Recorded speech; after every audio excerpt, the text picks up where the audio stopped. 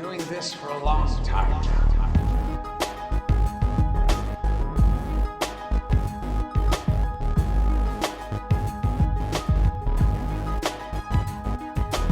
We're going to teach people about the world they lost.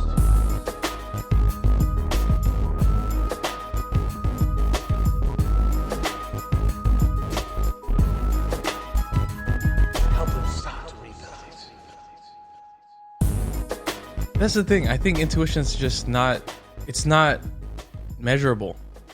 True. Like, I mean, they have like those intelligence quizzes and like your IQ, your intelligence quota, but intuition's not really malleable. It's not like a thing that we could see or measure, right? And I think what you're saying is like logic. It's like it's away from logic, like because you can, your intelligence and your logic can lead you to a good answer, a good decision, but the result, it can be different if you're not listening to your intuition. So was there a time that you were kind of like thinking about intuition more, or you made a decision based on intuition and it went really bad or really good? I don't know. Based on intuition. Not really. There hasn't been like a really big impactful, like, well, maybe like just like what is it called? Transferring out of APU to like to community college. I feel like was more of an intuitive decision for me. Why did you transfer out of APU? That's Well, one, I was actually surprised that you did. because like I guess it was also just me like being young and not like acknowledging that like, oh, I already am in a university, I could just keep going and finish school. But I started thinking about how much I'm gonna have to pay afterwards if I'm paying $50,000 a year, and then plus dorming and all that too. And then That's not including dorming. I think that is. Oh, okay. But like that's still a lot. And But like dorming, that was like the having to dorm. having a dorm. And then like what was I gonna say? But that was like I forgot how to say. Sorry. But like you would be like high in debt. Oh yeah, high in debt. And then like I started thinking about like, is this the school I really want to be in? Because there was a lot of like extra requirements because it's a religious school. You always have to do like chapel, and then there was like community services, and like you had to be like a part of all these things. And I was like, I'm just trying to do my school. Yeah. And so I was like, I mean, did you feel like that it kind of turned you off to staying around? kind of did. What about it though? Because I mean, it's Christian based, right? Mm-hmm. And this is not to badmouth APU, right? Obviously, everyone has their own decision what school to go to, but it's Christian based.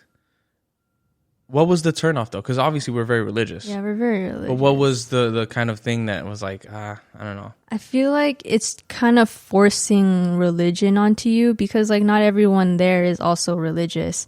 Yeah. And so for me, like, I'm religious, but the way that they practice it wasn't the way we really practice it growing up. And I felt like they were forcing you to have a certain relationship with God through APU and like their ways of like believing in it.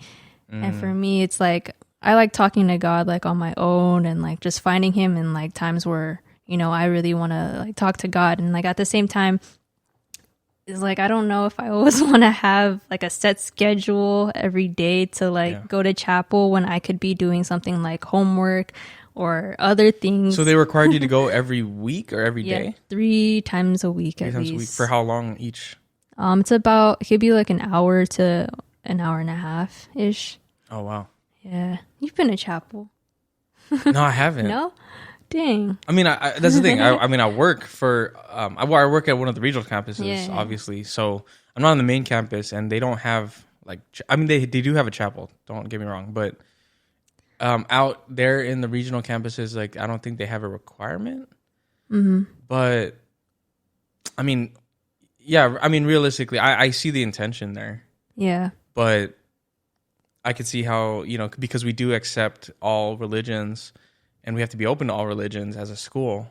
I can see how that would kind of turn people off, and obviously they they admit students with hopes of, you know, kind of showing them influencing who God them. is. Yeah. I guess having them be open to like Christianity and stuff.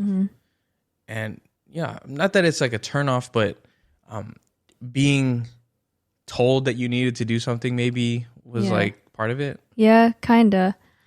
It's tough because as soon as we feel like we have to do something, like we don't want to do it naturally as humans. I think that's a natural thing. And I don't know what that is about. I don't know if that's because it's like ego kind of thing where it's like, don't tell me what to do. Or like, oh, I have to do it. So like, or what kind of thing. So we grew up in different worlds. I know like we're here, like that's America, right? We're in proximity.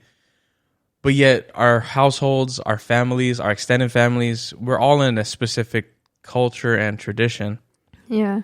God is in control of everything in our lives. But I think what I want to say is what I've experienced with those types of people that I felt like at certain times, like they kind of just ram it down your throat. Yeah. It's a little too aggressive. And there was even a time where me and one of my friends, we were at downtown Disney. Like I remember I had a pass, but my friend didn't. So we were just hanging out and we're like, let's just walk around downtown Disney. This is like when I was in like high school. Yeah. And we were there for an afternoon. We were eating, and then there was like three guys that came up. One of them was holding like a video camera, and then another one was like interviewing people or whatever. He came up to you guys? Yeah, we were just sitting down on a ledge, like we were eating like a pretzel or something. I don't even know, drinking coffee, and then they were like, "Hey, you know, can we like interview you guys?" You know me, I'm kind of like I'm a standoff type of guy. Like for what? Like, you know, what is this? I was very defensive at first, and they're like, "Oh no, you know, we're just walking around asking people about, you know, like their faith and their belief in Jesus Christ and stuff." And knowing that we were very religious growing up, I was like, "Yeah, that's fine." And they're like, "Do you mind if we videotape it?" I was like, "No, you know, I don't feel comfortable with that." And they're like, "You know, it's not for anything else. We're just going to bring it to our church, and like kind of we're making a documentary about, you know, the view of people, people's view of you know, Christianity."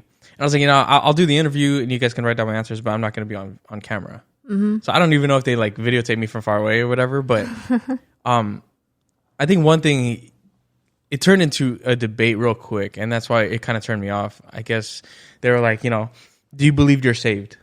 Like, do you believe you're saved right now?" And I'm like, you know, yeah, I feel like Jesus died for our sins, and you know, we're given an opportunity to be in heaven at the end of our life. And then I followed with, but I know that I still have to earn it. I still have to live a good life and do good for people, you know, bring goodness to the world. And dude was like, "No, you're already saved." What? He was like, "Yeah, that's the thing." He was like, "Look, Jesus already died for our sins. So therefore, I already achieved the kingdom of God." And I was like, you know, so you're telling me that you can go around and like, you know, take from people and you can hurt people and everything, and you're still going to go to heaven. Like, and they're like, "Yeah, because I'm already saved." I'm like, well, I personally don't believe that. I believe that we're all here on earth still to help each other, to do good for each other, and, you know, to fulfill a purpose in life. Yeah. And, you know, nothing is just given to me, and it's an opportunity. So when I believe Jesus died for our sins, it was to take away, you know, the entire sin of the world. That doesn't mean that we're all perfect now.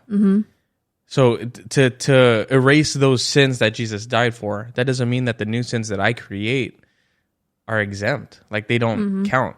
Like if I hurt someone, if I you know, kill somebody, I believe that that's not a good thing. Yeah, even though if I believe in God. Exactly. So like that's what I came up with, and they were like, no. Like I'm going to heaven straight. I'm going straight to heaven. I'm like, so, you know, we got back and forth, and I was like, wow.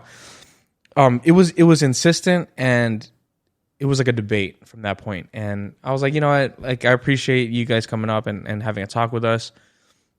I mean, we can agree to disagree. We can agree to disagree on how we're going to live, you know, but, you know, God bless you. You know, we're going to do our best here as well. So we ended it that way. And the funny thing is, after that talk, we they left, and then we were just talking at the ledge, and then it was weird because this older couple came up to us, and I was like, "Oh, here we go again." Like, older, and probably retired, right? Looked like they were on vacation, and then they asked us like, "Hey, do you want to go to Disneyland?" What? And we're like, "Yeah." And they're like, "All right, here," and they handed us tickets. They handed us 2 3-day park hopper tickets, and they're like, "There's one more day." There's today, and then there's one more day tomorrow. So you guys want to use it, go ahead. And we're like, what the heck? And then I still have my pass, obviously, right? So we kept the other ticket, and we just used it the next day. We gave it to someone else. And like, my friend was like, dude, what just happened? Like, we defended God.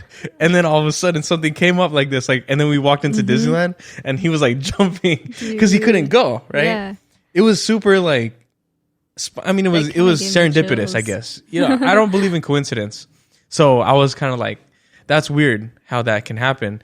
I know like that's not the best thing that ever happened in life, but for us to go there and to feel like, oh, we can't even go to Disneyland because, you don't have a pass or whatever, but we'll hang out. Yeah.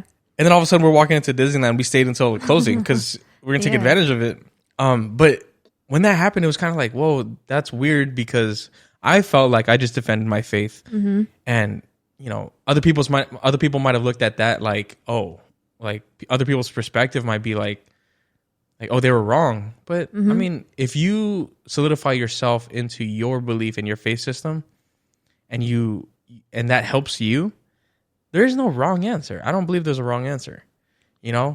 So I'm not here to like ram anything down someone's throat. And like those people, and I'm not saying all Christians are like that, but there are certain types, and thankfully, like the people that I work with and the people that I'm around or I've been around, students especially, they're not those types that will ram it down your throat. Yeah. But I think we've all interacted with certain people like that one, downtown Disney issue that happened where like they wanted to videotape me and all this stuff. It was pretty aggressive, and they were like forcing you to say what they wanted you to say. Well, they want you to just agree with them. Yeah. There's no open discussion about it. We weren't even arguing. It was debate, and I don't like to debate, right? I believe I'll stick to what I believe in, what's right and what I should do.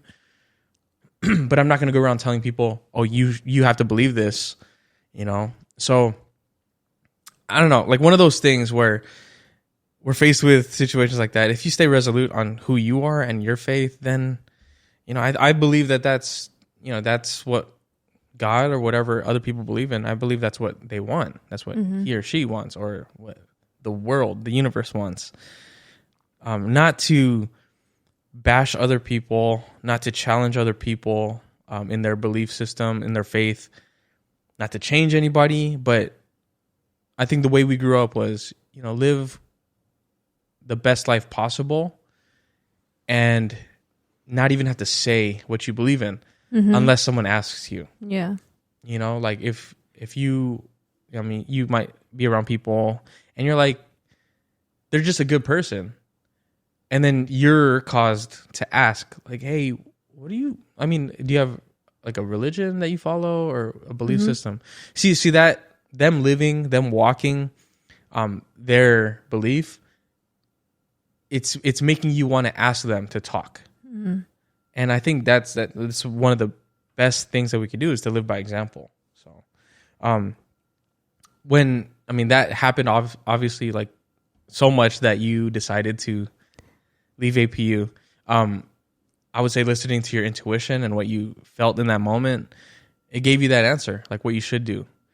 Because logically, thing is, I didn't even really know what the answer was gonna, like what the end result was gonna be or what was gonna come out of it. Yeah. Because like the same time, like I was still nervous. Like I'm leaving a university just to go to community college. People usually do the opposite. Well, the fact that you say that, like, that's a societal thing. Yeah. Like university is like where you should go, and like prestigious schools and all this stuff. I mean, that was passed on to us. So I think the generation's changing now where people are looking at it like, you don't really have to go to like a high regarded university. I'm gonna be honest, I didn't go to a high regarded university, but I'm working alongside the people that did, and that really doesn't define the types of service and the type of worker I am. Yeah. You know, so I guess logically it made sense to stay at APU. I mean, what that says on paper is a lot better than community college or whatever. Yeah. But in the whole scheme of things, like you just said, if COVID happened and you were still there, it'd be a different story. And I'd be paying like $50K for online classes that I'm paying for like $500 right now. Yeah, yeah. And you know, if my students are listening, like my heart bleeds for you. Like I know what it is, and that's school in general. That's university in general. I'm still in debt. I'm still paying loans. I'm paying a lot of loans, and unfortunately, it's just the education system that we have. It's rough. I'm not gonna lie, but working with nurses and like doctors and therapists, unfortunately, a lot of people, even like doctors and therapists, are in debt. It's kind of like, and that's how I feel. Like I feel like logically, it might not have been the best decision back then, or like looking at it now, right? But I wouldn't say it was a bad decision on my part. I feel like I got to where I needed to be at every moment in life. So the life I have right now, I can't say I made bad decisions before, because I love my life now. So the decisions I made before were the best decisions I could have made in that situation. And I look back, logically, it might not make sense, but ultimately, this is the life that I was meant to live. I think that's what intuition is. You don't have to know the end result. Because if we think too much and it's too logical and it's too much based on our intelligence, then we're not following our heart, right? I mean, I feel like intuition is how, you know, God speaks to us, where like this is what makes sense, but God doesn't have to make sense. Yeah, you know, I was gonna say it makes sense, but it doesn't make sense. Yeah, I think that's the beautiful part of life, is that it's a mystery and it's spontaneous. And given the situation, the circumstances, and the information, you just got to make your decision. I think that's the hardest part, though, getting to the decision, getting to trust in your intuition and trust in a higher power, a trust in fate and destiny. How can someone get to that decision and that like honest, all-in grasp of life? I don't know, how does someone get? How did you get there? How did I? How would you go about that? For me, it's like a lot of thinking actually has to go into it. Yeah. Still. Yeah. Because like, I mean, and that's a side note. Like, we're not saying don't think. Yeah. Right. There has to be some logic behind what you're doing. But there is a element past that, though, right? Yeah. So. I feel like you just owe it. For me, I have to think of any possible way, like, or how it's gonna come about. Whether it's like the good result could happen, or like a bad result can happen, and then at the same time, it's like if you're really feeling like you have to act right now and do something about whatever you're feeling, or whatever problem you're having to face, you just have to go and do it. Just go and do it, because you won't really, like you said, you need to know how the end result is going to be. But if it feels right for you in that moment, like it feels like the best decision you could make, then you just might as well take a chance, because life is very spontaneous. So your decisions are probably going to be spontaneous, even though if you're thinking very logically about it. Yeah. You're never going to find out what the result will be if you don't, try and like act on whatever you're feeling in that moment. But just know, like, at the same time, you have to still think about like what could possibly happen and what you could be affecting, whether it's in your life or other people's lives around you. Because if, like, you already see like this action could hurt like my parents, or like this action could hurt myself and like other plans I have for my future, then maybe you could think about a different way to act on your intuition, I guess. Those factors have to play. They play a role in you making your decision. Like, for me, what I see, what I was visualizing when you're saying all that is like, if I'm sailing from like this island across the Pacific Ocean to that island, there's a direct path. Mm-hmm. But we have to factor in the weather, the winds, the waves. That's going to affect the way I sail. Mm-hmm. But my decision is to go to the island. So that main big picture, like we need to get to the other side. The decisions I make along the way, based on the winds, based on the waves and the weather, the climate, those all matter. Mm-hmm. But you ultimately have to just keep adjusting. That's life. Like the ocean is never the same. Every split second, it's different. Mm-hmm. It has never been the same shape. It's never been the same form. Like ever in life, ever in the history of the universe. So like life is spontaneous. Therefore, our decisions have to be kind of spontaneous and based on the moment. And if you overthink something, then you're trying to control the world. You're trying to control the future and your past. Yeah. And that, because there will never be another past. History can repeat itself, but it was never the same people. Yeah. No one knows the future. No one predicted COVID, right? Mm-hmm. And I think that's where the world, because we have so many different people in the world. So people like maybe overthink things, and then people are never thinking but always feeling, and it's a different thing to say like, oh, I don't want to say it's different, but what everyone's trying to do is find their balance on how to like think up to this point, feel up to that point, make a decision. With intuition, it definitely is mysterious. And you just have to trust that no matter what decision you make, you're going to make it right. And I think that was a big thing that stuck out before, where like, making decisions, I had to like leave like my nursing job to be an educator. And it was a very difficult decision because I did factor in everything. Like, how's this going to affect the family? How's it going to affect my future? Because I want to get married. How is it like, where am I going to find a job? Yeah. Is that a job for me? It's a different perspective now. And you never know. I think what got me, I forgot who or what I got it from. But it was, you shouldn't be stuck on making the right decision. You should be stuck on making the decisions right. Mm-hmm. So no matter what path I take, I'm going to be fine and I'm going to make it right. I'm going to make good decisions at every point. Yeah. And all of a sudden you end up on the other island, and but that doesn't discredit you, because what should have logically taken you 3 days to get to the island, it took you 5.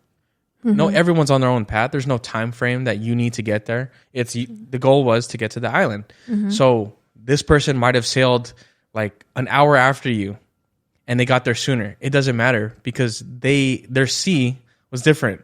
Mm-hmm. If you're an hour ahead or a day ahead of somebody, the sea that they started sailing on was different than yours. So it doesn't matter the time. It's just, do we get there? Mm-hmm. And I think that's plan A, as we call it in like career and life. Like, I don't know, but I know I want to do this.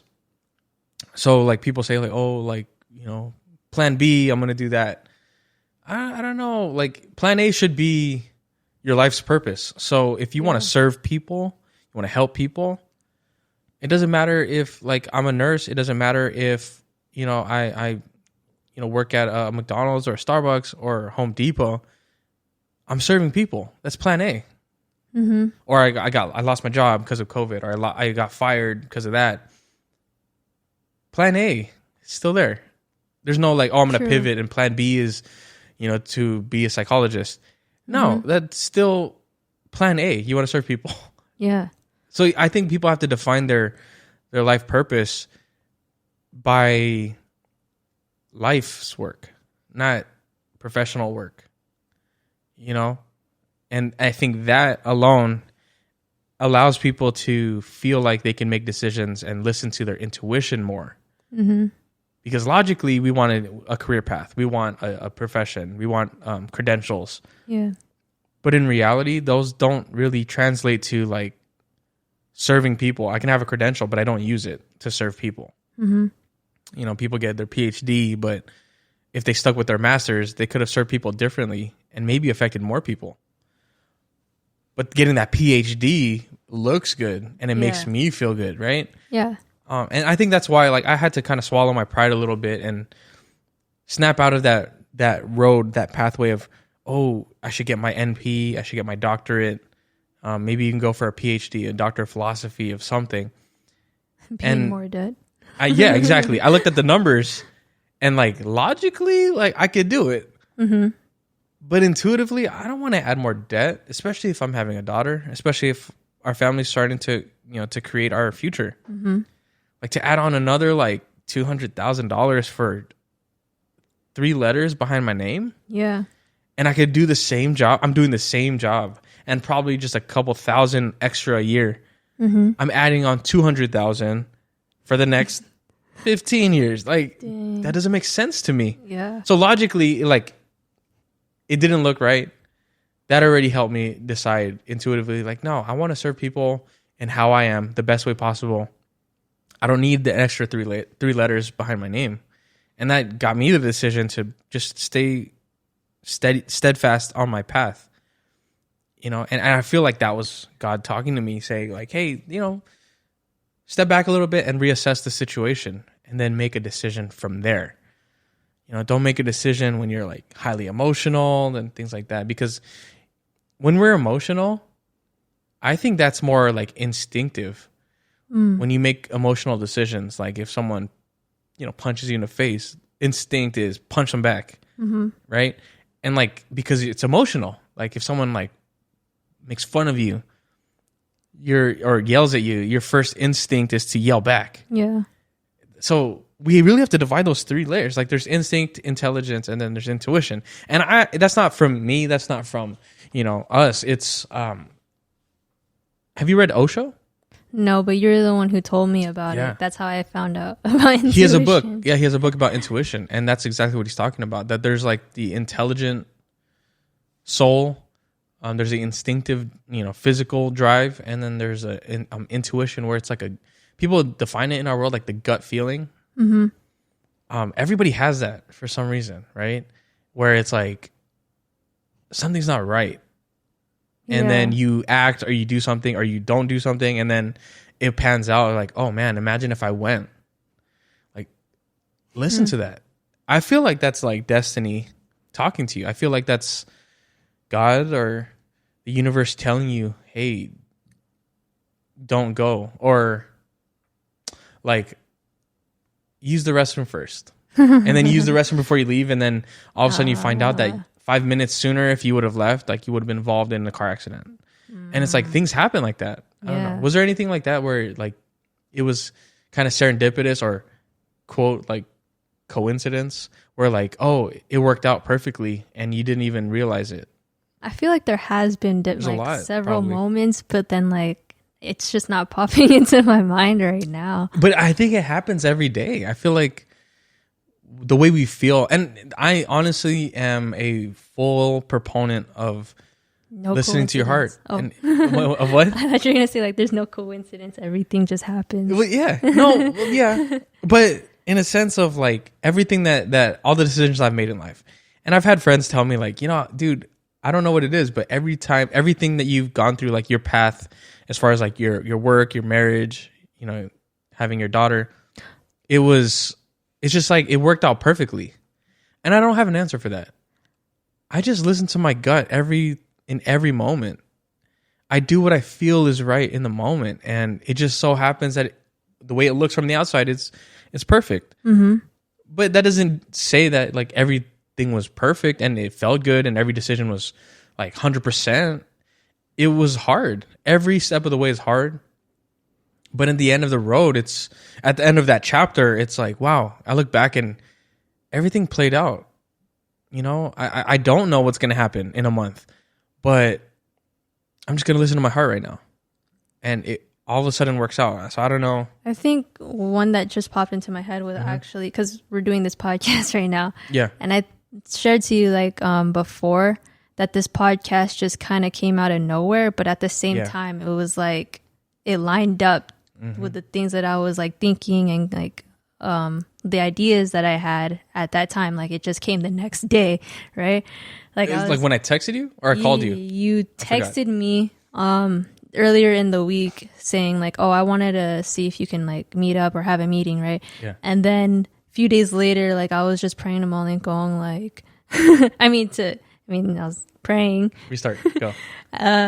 Okay, so I was praying to God. Yes, I was praying to God a few days after you texted me, and I was just like asking him like, what am I supposed to be doing, right? Like, what's my purpose? I started thinking about the things that I was interested in, like that I thought I could possibly have a career in the future when I was like 15 or something. Yeah. And then podcast came up because podcasts are getting bigger now, and I always felt like I never had a place to talk a lot. And so I felt like having my own podcast would be, something that could help me, like another side hustle or side job. And then the next day we had our meeting. Yeah. And then you're like, oh, so I've been working on this project. It's a podcast about mental health. And I was like, oh, shoot. Yeah. That's what I wanted to do. Talk about mental health, psychology and stuff later on a podcast or make YouTube videos. And so I don't know if that's just me also listening to my intuition. And like at the same time, like you said, our intuition is God's, God talking to us. So I guess like maybe that was I think so. A sign. I think that's intuition. And like now that we're doing this, it's like it started making me even think more about, the dreams I had when I was a little kid, and like to value them again and like bring more importance to them now, because I feel like there is a wave of like podcast content creators coming out, a lot of millennials and little kids. They're getting so successful to this, and it's like making me feel like I've always wanted to do that, and it's like maybe I could now. Yeah, that's definitely like us lining up with whatever plan God has for us, whatever plan the universe has for us. I didn't know. You never talked to me about that. Yeah, and exactly. Because and I'm gonna be honest, everything that happened in the last I want to say 5 months was because of our life was rocked with COVID. It wasn't with COVID and like with the birth of Amela. Yeah. And I had everything lined up. I was working a lot, and then one big thing for me was I don't know what's going to happen. Like, where am I going to be when Gracie goes into labor? Am I going to be out in San Bernardino? Do I have to drive here? What's the traffic like? All those questions are logical, right? Like, it's, when is she coming? We don't even know. Like, when is Amela going to be born? And, I at that point I was working 6 jobs. And I was like, can we sustain the life that we have? 6 jobs? Well, 6 days a week. Sorry, 3 jobs over 6 days a week. And I was kind of like, how are we going to sustain this life and raise her? Yeah. Because at the American Grace was working 3 days a week as a nurse, and I was working 6 days a week because I wanted to create and I wanted to build our home and find our home and live the life that we want, live comfortably. But all these questions started coming up, like, can I sustain this when she's born? Where am I going to work? What should I let go of if I have to let go of one? How is this going to work out if I'm working and, I don't qualify for baby bonding and she's born? So I'm just going to be working every day. Am I going to bond with my daughter? Like, these are things that were playing in my head like end of last year. Like, what's going to happen? And I tapped into what I've known is that don't think too much. Just trust that God has a plan, that the universe has a plan, and things are going to move. No joke. I think when my last day on like at the campus was March, I want to say it was March 17 or March 21 or something like that. That's when the whole world went to lockdown. Yeah. And so this is like, at the time I didn't know, but 3 weeks before Mela was going to be born. So for that last 3 weeks, it was me and you at the Mary Grace here. And she was like, full blown, like, 9 month, like 39th week, of like labor, of pregnancy. And I finally sat back one day and thought, like, wow, I'm home. And I've been home for the last 3 weeks. And we don't even know when the world's going to open up again. Yeah. And I can honestly say that at those times, it was illogical. Everything that we were doing, the world was adjusting. It was all illogical. It didn't make sense. But I always knew that somehow it was going to work out for us, right? She was born on April 8th. And up until now, I can honestly say that God answered my prayers. Like, I've been home every day. Yes, I'm working from home. But I've been here every day of Amela's life. Like, I wake up next to her, you know, like, and I was able to bond with her through this. And I had no answer for this, like, end of last year. Mm-hmm. I feel like because we listen to our intuition, we just allow the plan to unfold. Now, given that, July hit, and it was kind of like, if worst comes to worst and my job says, hey, we're closing or something, you know, I know it happens to a lot of people. Like, I don't want to be in that boat where I don't have an answer, right, for what is going to happen. Now, I trust that it's going to be okay, but maybe I can do something right now to help that situation. And we'll have another foot to stand on, right? Another leg for the table to stand on. And that's why around July, I started thinking about reaching out to some of my friends, you know, reaching out to Elsid and asking them, like, you know, what are things that we could do? Like, what are projects that we could do?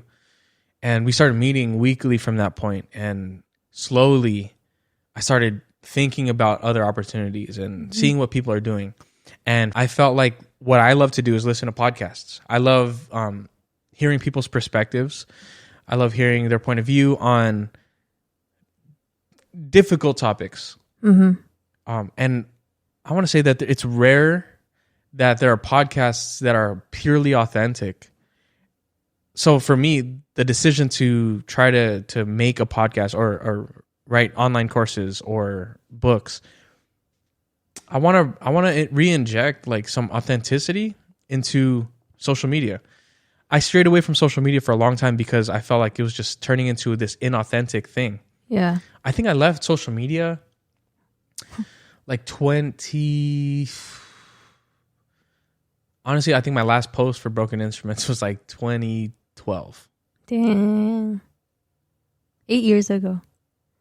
Something like that. I don't know exactly when. I feel like it was when I picked up like 4 Agreements though, like Don Miguel Ruiz. So maybe 2014 is when I left and I stopped checking it and stuff. Yeah. Because I felt like it was going down a path of just inauthenticity and like lack of like, I mean, I want to say fullness of ego and people's identities. They were pretending to be someone they weren't. And like, for me, I never loved that. I never liked that. I wanted to be me. And I found myself diving deeper into that where I cared about how many likes I got. I cared about who's following who. Yeah.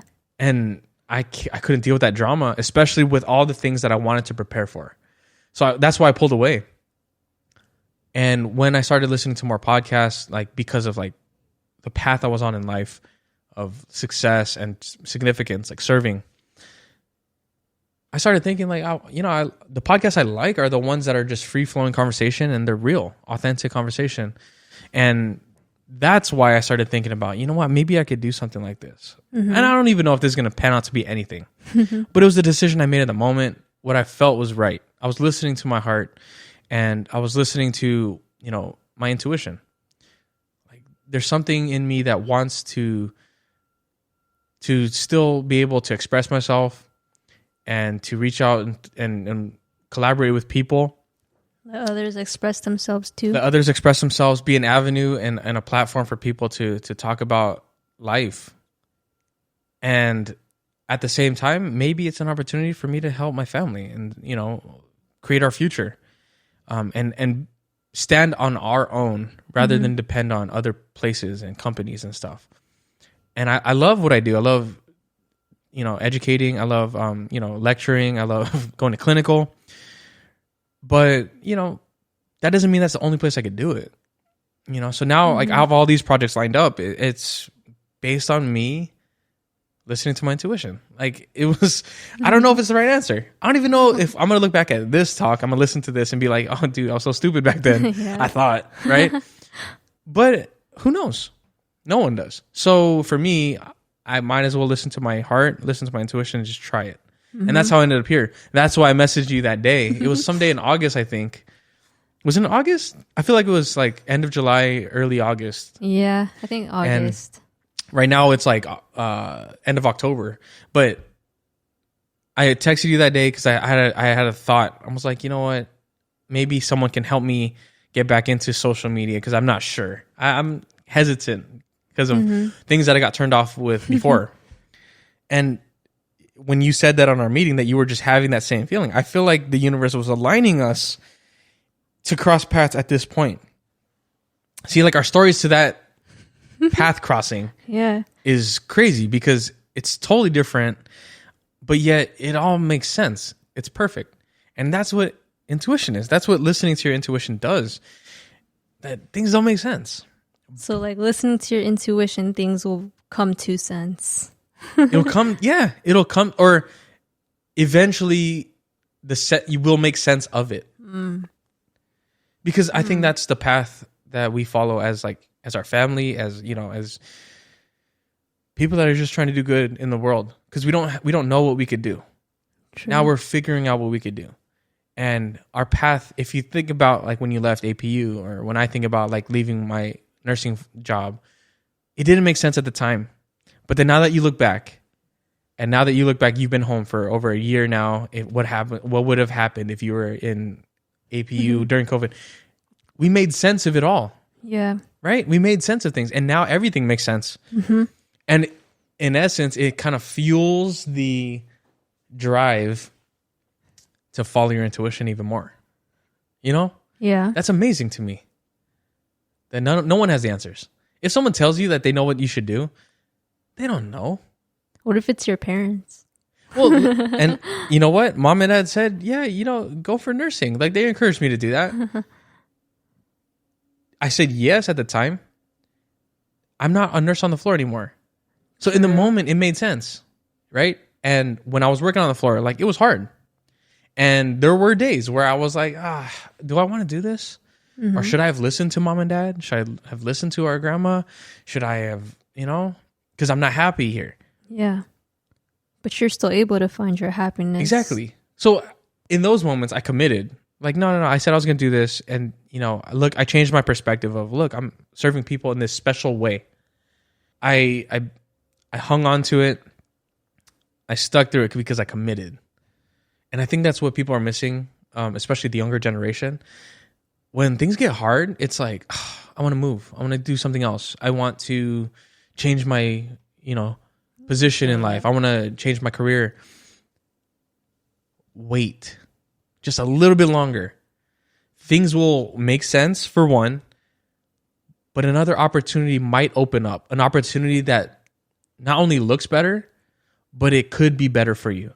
So those times where it was very hard on the floor and I wanted to just be like, F this, like I'm going to quit. You're at the Mary Grace, mom and dad, and, my prayers were always like, how can I find the strength to just hold on for one more day? Right? That's a song. Hold on, Wilson Phillips. But I stuck through it and I told myself, no, what the world needs are people that commit and follow through. And at the right time, the opportunities will come. So if my first nursing job, I wanted to quit like 3 months in, I said, hold up. Maybe there's something brewing. There's another opportunity coming, but it's not right now. So I stuck it out, waited my full year. And then all of a sudden I got the opportunity of a lifetime at that point, moving to a big hospital, a big community of, a whole world in Loma Linda. Right. And on a unit that I loved, and if I quit at 3 months, I probably would have never gotten that opportunity. True. So the answers are in your intuition. Like if you hate it and you logically you're like, dude, I hate this job. It doesn't make sense. Ask yourself, like, what's my heart telling me? Am I worried that if I quit now, I might not ever get another opportunity, or are you feeling like if I quit now, it's going to help me get to that new opportunity? And I think everybody knows the answer on their intuition. They know. They're just afraid, or logically they talk themselves out of it because they're using their intellect, their intelligence. You know, so if someone's telling you, like your parents are telling you, like, oh, don't quit because we need money or whatever, that's going to play a role in your decision. But ultimately, that decision of like, no, you know, mom and dad, and this is not our parents I'm talking about, but if your parents say like, don't quit because, you know, you're going to lose this opportunity, but your heart's saying, if I quit, we're going to be fine and I'm going to find another opportunity and I'm going to be even better. That decision that you're making to quit, you better commit to that. You better own it, because you can't go like, all right, I'm going to quit, and like, despite whatever you say, I'm going to quit. And then you later on, you realize it was a bad decision. And now you're like, okay, I'm sorry. Like we should go back or whatever. No. Own that decision. Make the decision and own it. All the bad things that come out of it, all the bad things that come out of that decision, you decided. So instead of bitching about it, hey, I decided, and that was my decision. I embrace everything good and bad that comes along with that decision. So therefore, I can't get mad. Yeah. You know, trust yourself that you can adjust. Trust yourself that you can find the answer, that, you know, God or the universe will lead you to the answer. And that's how I look at everything now. I think that's how everybody should look at life, where make the decision and whatever happens, I'm going to be okay. We're going to be okay. I'll make it right. And I'll own it. It's a decision I made. And taking ownership is, it's probably my fault. I probably shouldn't have made that decision, but you know what? It's what it is. And what can I do now? That's flowing. I don't care what anybody else says, good or bad. I made this decision. I will fix it. If there's something wrong, I will own it and I will show you. So, and I think the way you can tap into that is what we were saying, intuition. It doesn't have to make sense, but it will, because we can make sense of it once it's done. So. All right. As usual, good talk, Ops. All right. Let's have a good day.